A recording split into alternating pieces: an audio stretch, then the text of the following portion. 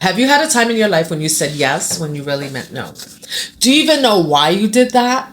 Did you get a feeling in your gut about why you needed to say no? We're going to talk about that, right? Because I think we need to get to the point where we are no longer, as women, saying yes when we mean no. We're often praised for being agreeable. The more agreeable you are, the nicer you are, right? The more you don't complain, the more you say yes, the more you're into people pleasing, the more people are happy with you, the more that you people please. Today, what we're going to unpack all of this. And because we're taught to smile when we're uncomfortable, right? Heaven forbid we just say we're uncomfortable. We are taught to make others feel safe even when we don't, right? So you don't feel comfortable. A situation is not appealing to you, but we're going to pretend that it is so that other people can be comfortable about whatever it is that they're saying or doing. You're taught to say you're okay when you're anything but okay. At a young age, you are taught that girls are praised for being good, being polite, and accommodating, while boys are taught to assert themselves, claim, and demand what they want. Girls are taught to avoid conflict because it's not nice. Good girls don't yell. Good girls talk softly, keep the peace, be agreeable. And this isn't just cultural. It's a psychological impact. And the psychology of it is called fawning. I call it grooming. And it's a trauma response. So after years and years and years of just saying yes to people please, you learn that if you don't say yes, people won't like you. They'll make you look invisible. And this is really apparent when you're listening to what's happening or things that have happened to people in the Diddy trial that's going on right now. Based on their ability to people please. That's how they handpicked the girls to come in. So they knew the psychology of it. They studied them and knew who would say yes, even when they meant no. They knew who wouldn't talk back because they were there to people please. Fawning just means that you default to please others to avoid the conflict, rejection, or harm. And most of the time, we don't want to feel rejected. And if you're in a situation where you feel like you might be harmed, you will say yes you will acquiesce to what's being demanded of you. If you feel like, the person's going to leave you or you're going to be abandoned, they prey on your abandon. That's why your abandonment wounds as a child are it's so important to realize what your childhood wounds are, because people will use those wounds, your abandonment wounds, the fact that maybe you didn't have an active father in your life, or you had a terrible relationship with your mom, or your parents both abandoned you. That will be used against you to keep you in line. And this happens mostly with women. This happens a lot easier with women, but it can also be used against men. You are taught to say yes when you mean no.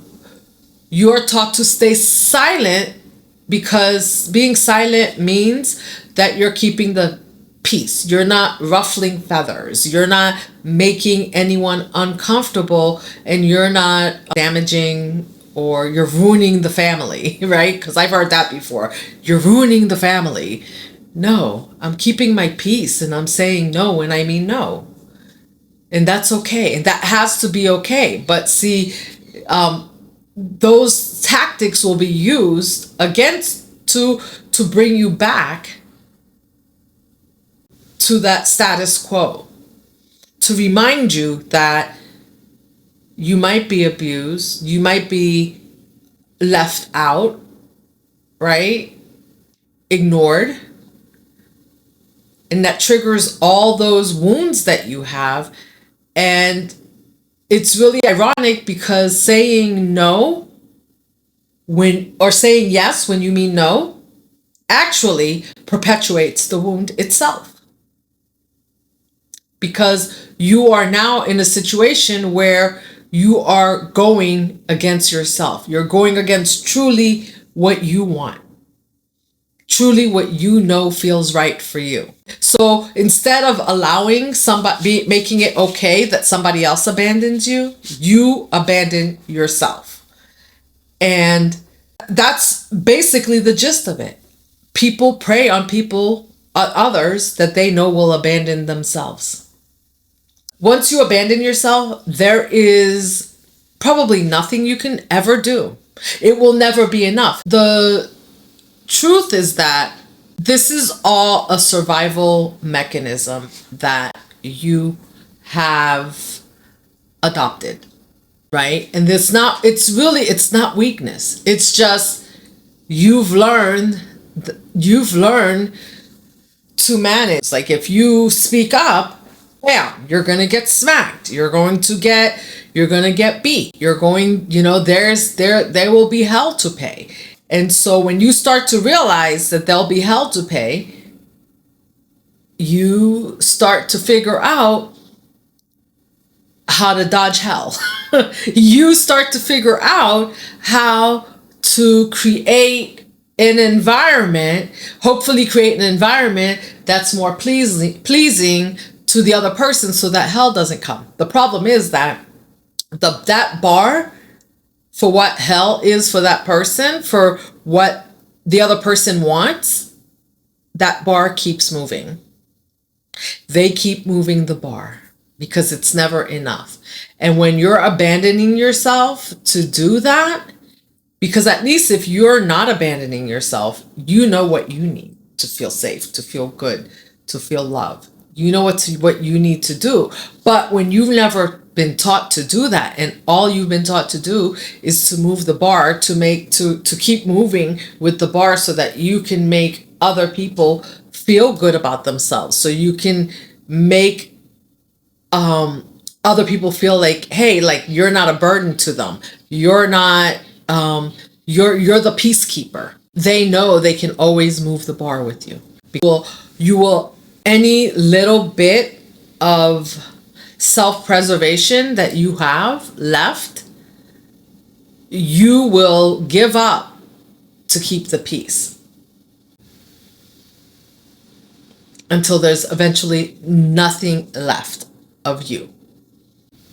There's no more boundary between you and them.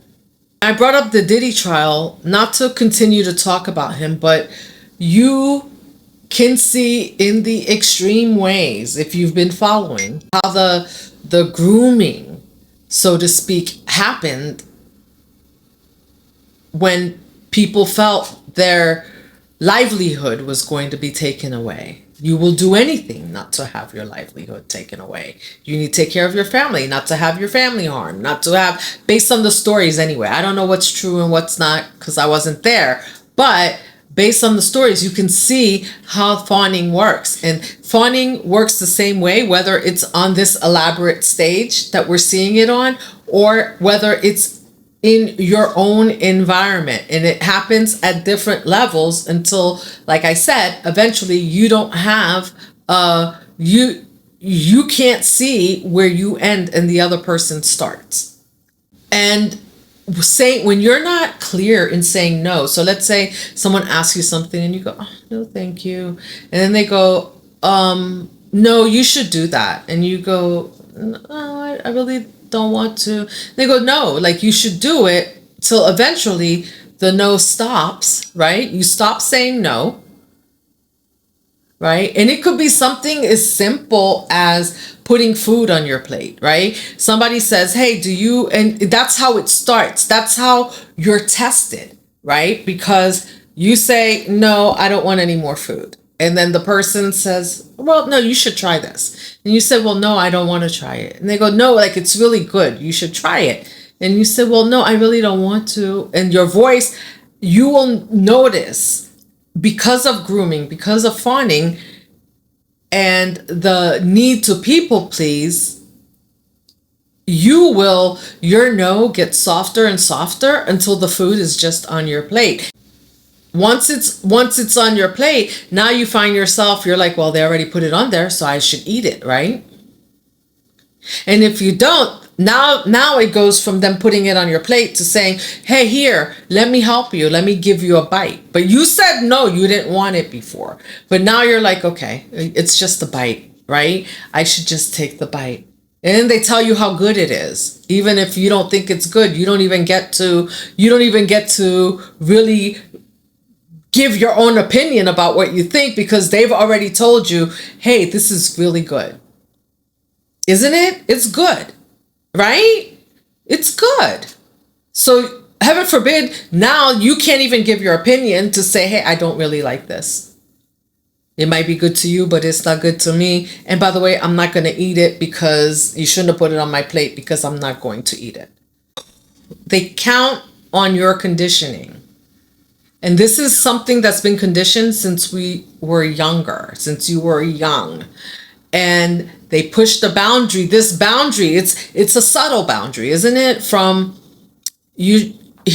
try this, to you saying no, the no getting softer, to the food ending up on your plate, to here, let me give you a bite because it's really good. And now they're spoon feeding you, and you're like, oh, that's so cool. That's nice, right? Even though you're like, I don't want it. I wasn't planning. I said no from the beginning. But now this gesture of putting the food in your mouth seems like it's a nice gesture, but it's pushing your boundary. And so they're looking to see how far they can push you and test how silent you will become. Because you weren't assertive enough at the beginning, and you got softer and softer. Maybe towards the end, you decide like, my gosh, like you're pushing my boundary. No, right? Like I don't want any. I said no. So now when you assert yourself in that way, right? Because it comes off as emotional, they call you too emotional. They call it, well, it's your fault because you didn't have to get so mad. I was just trying to share some of my food with you. I was just trying to share this item. It doesn't have to be food. The focus is taken off of them and put on you. It's not that they were trying to they were crossing your boundary. It's that you are too emotional. So, and that's also part of the grooming, because then you learn like, wait a minute, like then you start double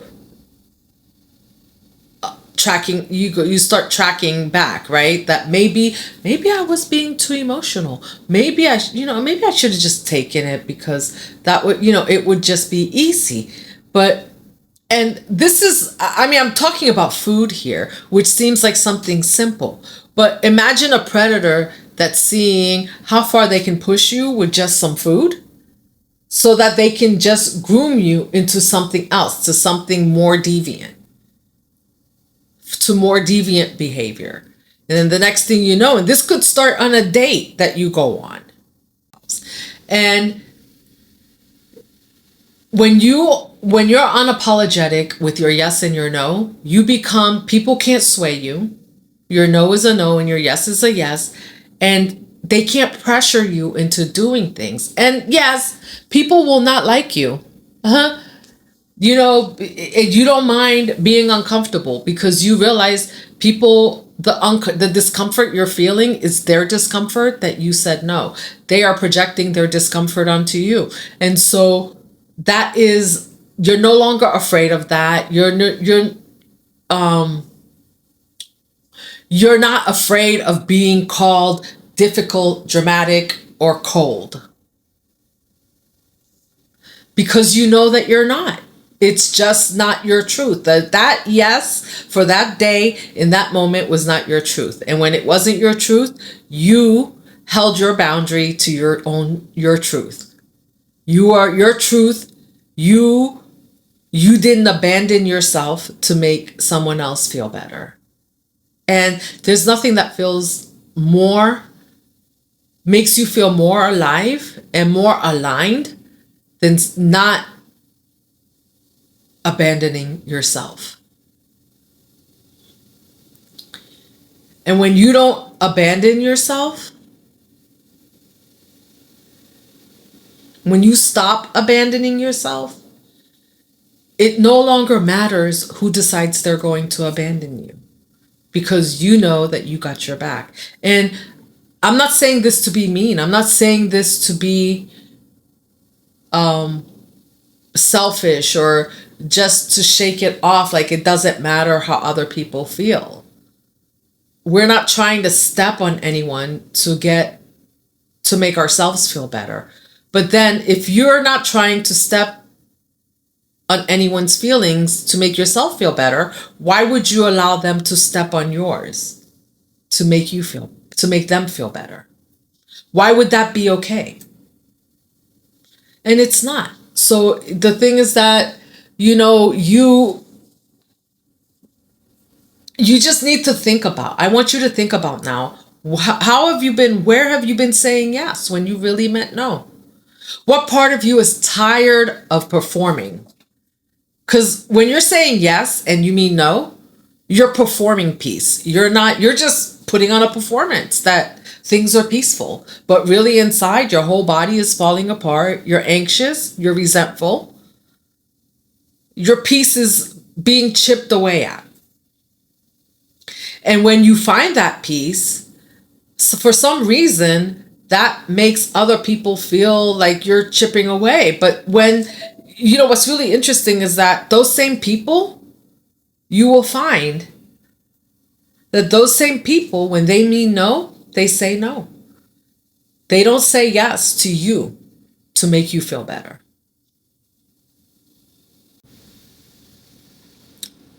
But they really enjoyed it when you were saying yes to them and abandoning yourself. But they won't abandon themselves for you. If this message pulled for something from deep within, share this with someone else. Hit the subscribe button. Hit that notification bell. And, because we don't want to live with fear anymore. We don't want to be afraid of what someone else is going to think of us, right? Because what someone else thinks of you is not your truth. Someone else thinking something badly of you because you're not abandoning yourself, are they truly a friend?